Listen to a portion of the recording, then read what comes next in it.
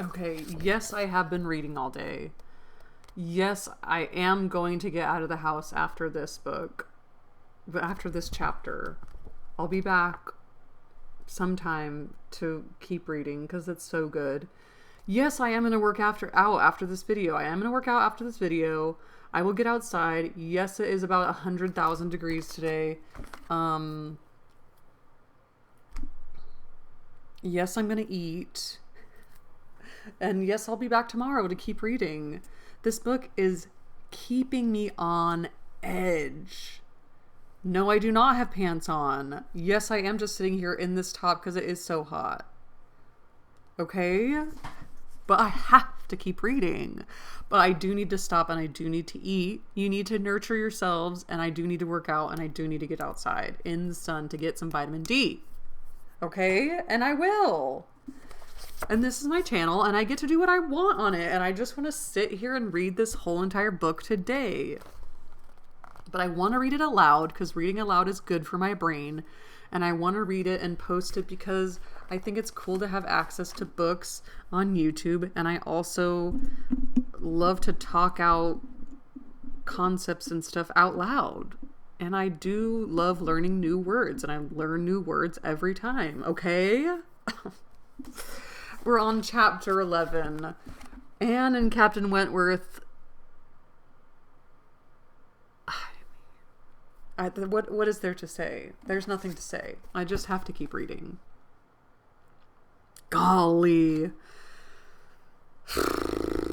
Building. We are building. It's chapter 11, and they used to dig each other, and then he left, and now he's back, and he helped her into a carriage last time, but it was but I want to be around you and hang out with you, but you're into my sister.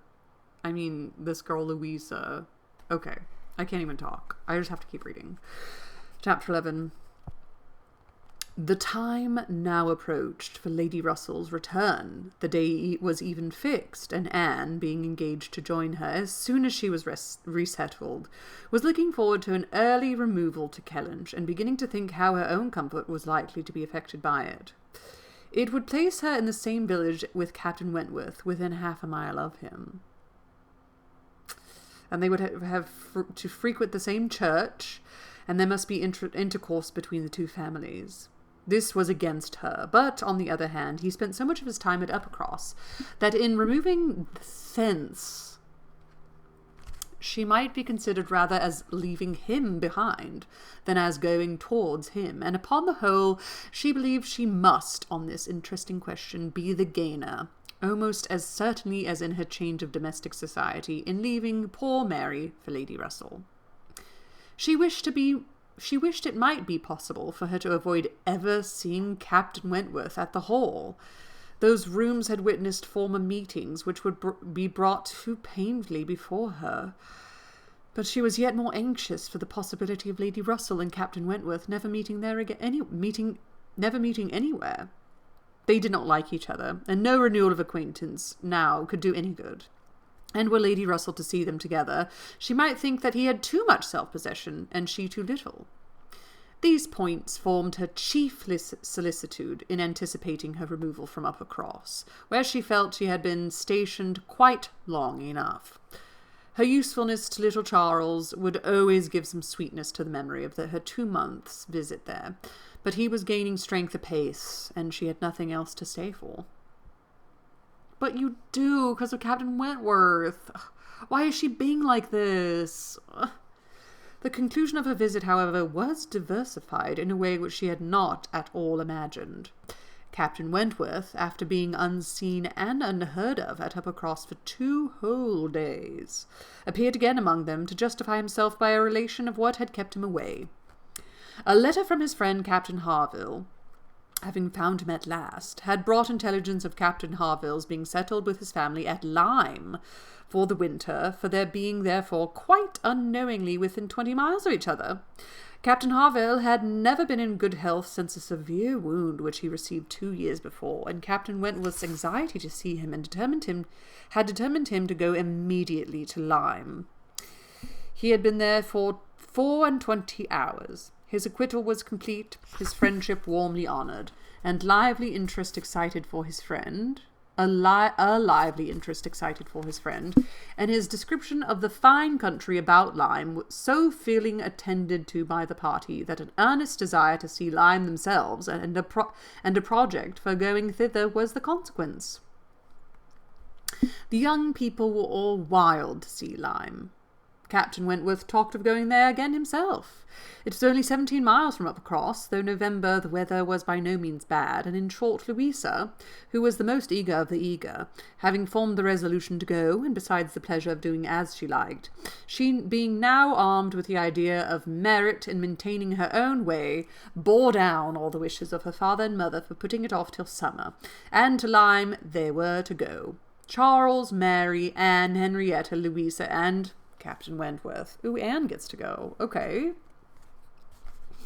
The first heedless scheme had been to go in the morning and return at night, but to this Mr. Musgrove, for the sake of his horses, would not consent, and when it came to be rationally considered, a day in the middle of November would not leave much time for seeing a new place.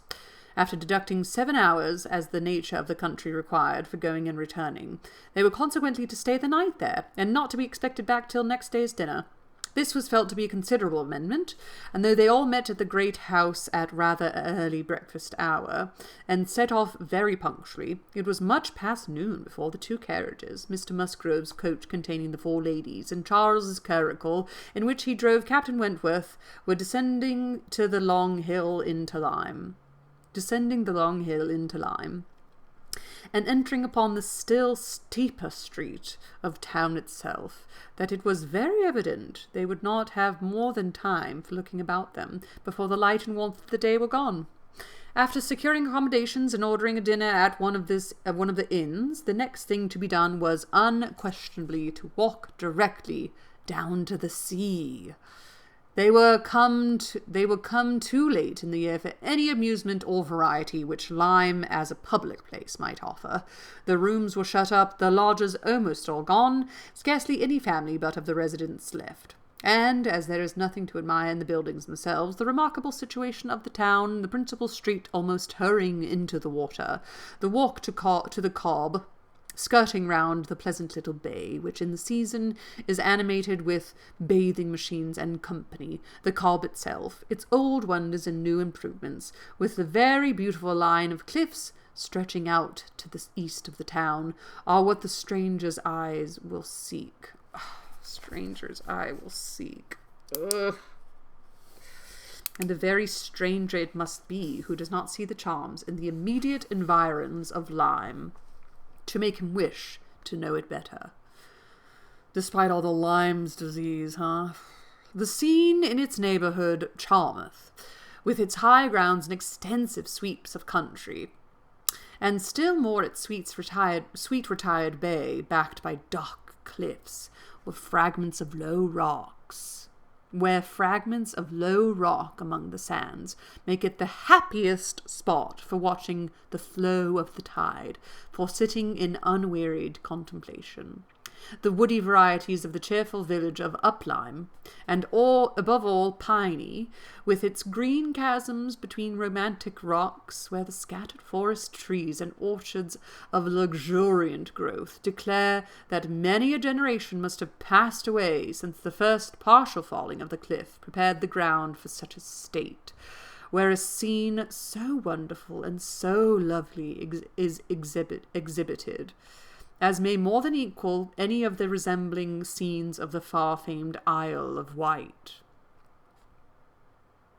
These places must be visited, and visited again, to make the worth of Lyme understood. That was beautiful. I want to go to Lyme.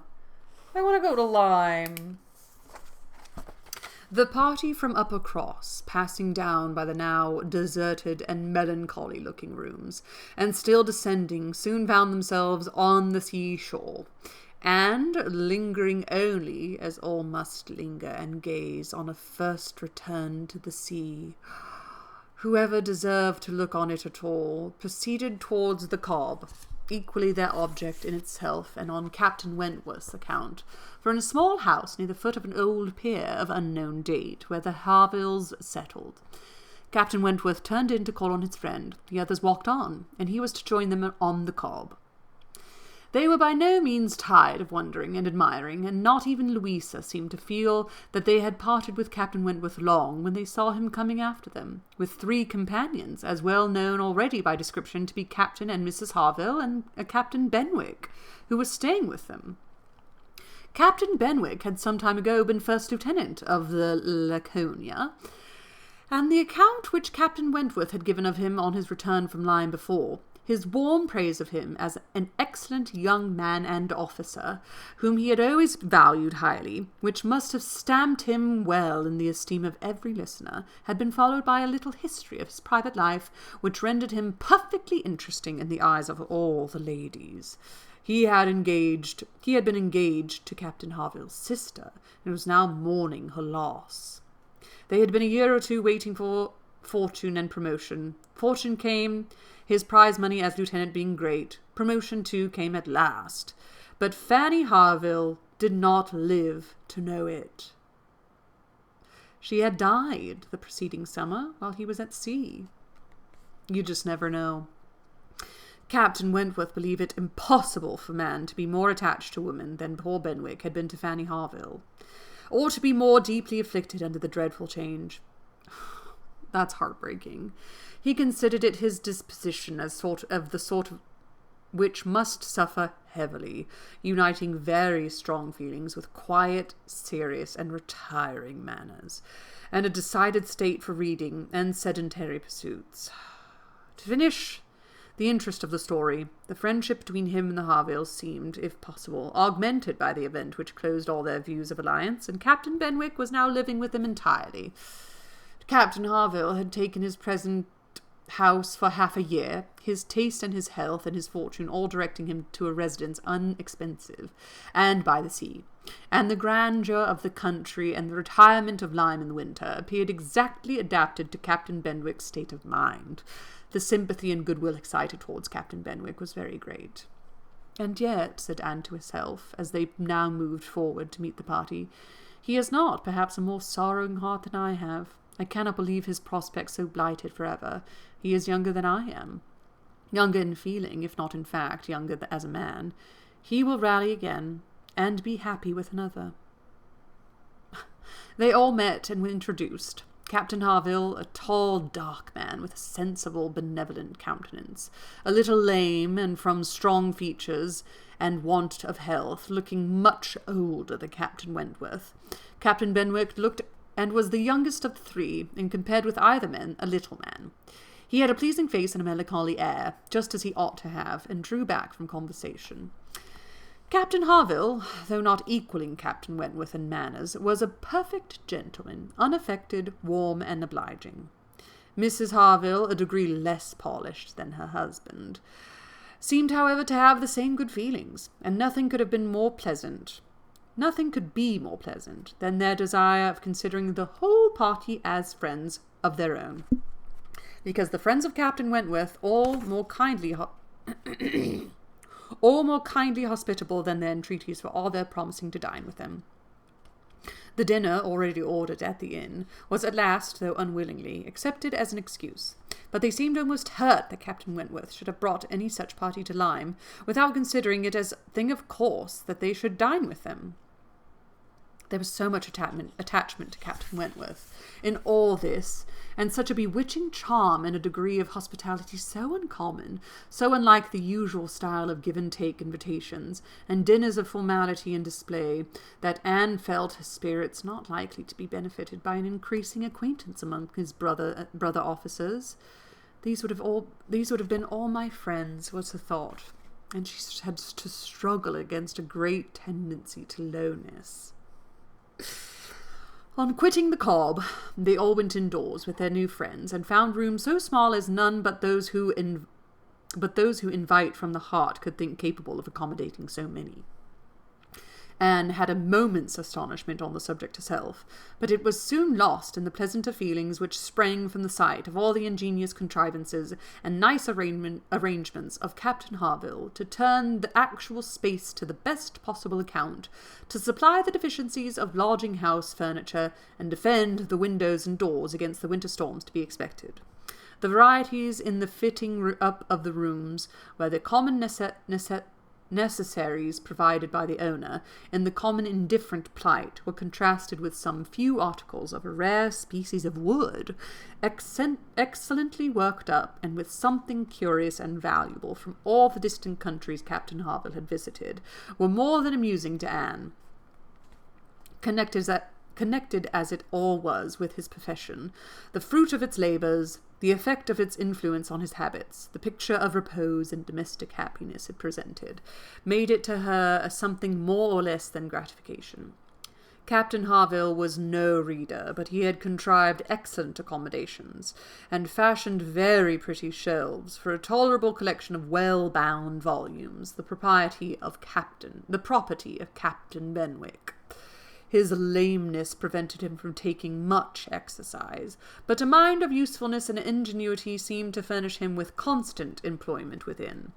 He drew, he varnished, he carpentered, he glued, he made toys for the children, he fashioned new netting needles and pins with improvements, and if everything else was done, sat down to his large fishing net at one corner of the room.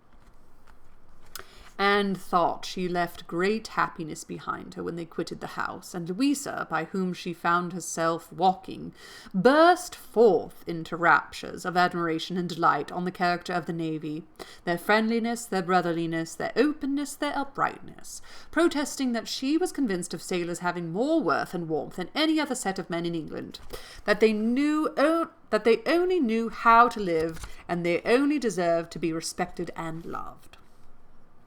They went back to dress and dine, and so well had the scheme answered already that nothing was found amiss, nothing its being so entirely out of season, and the no thoroughfare of Lyme, and the no expectation of company had brought many apologies from the heads of the inn.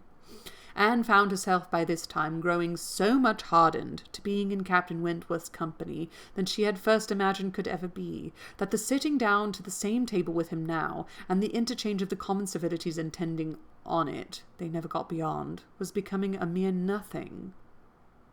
The nights were too dark for the ladies to meet again till the morrow, but Captain Harville had promised them a visit in the evening, and he came, bringing his friends also, which was more than had been expected, and it having been agreed that Captain Benwick had all the appearance of being oppressed by the presence of so many strangers.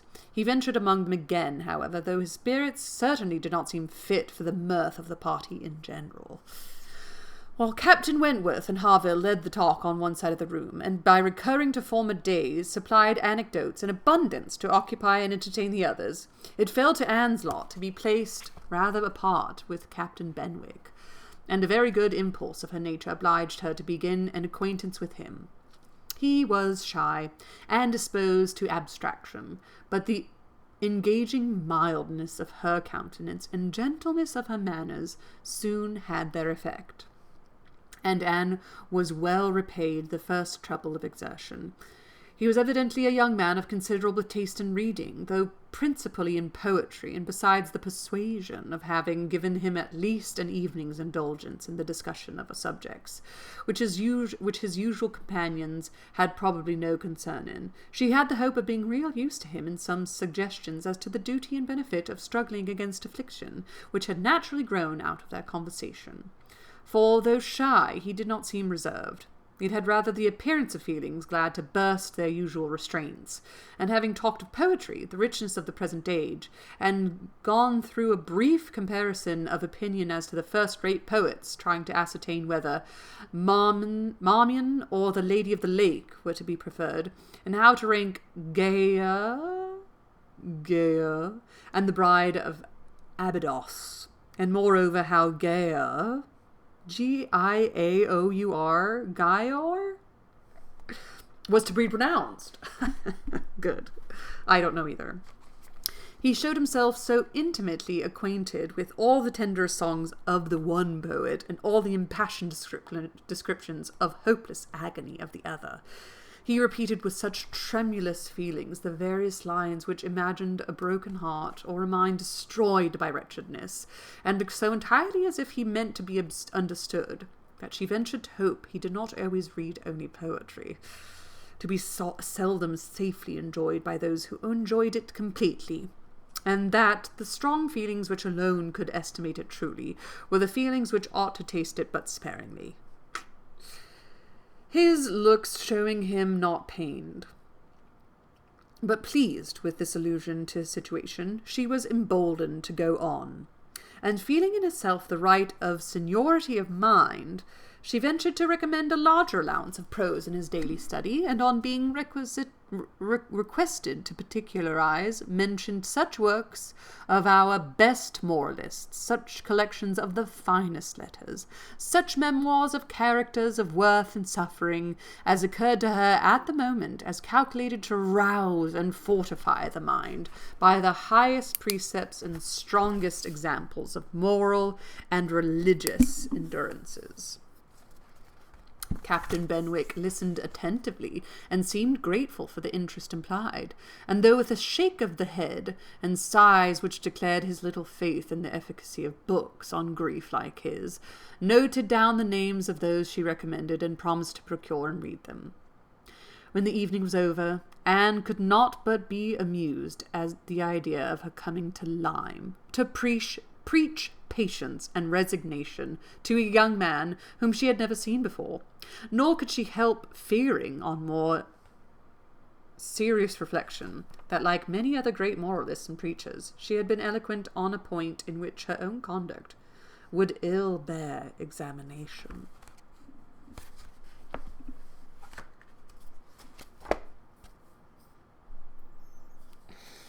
Maybe Captain Wentworth is observing all this and thinks her really nice, and she only takes care of other people, and he likes that. I still can't believe they haven't even had one talk about the past, one nothing. And now we're like Captain Benwick and Captain Harville and all these other people. When are they going to have a talk? Oh my God. Okay. I am going to work out. I am going to feed myself. I have to put this book down. It's down. I'm not going to read any more today until I've done these things. And then I'm going to come back maybe today. Happy reading to you all. And ta-ta.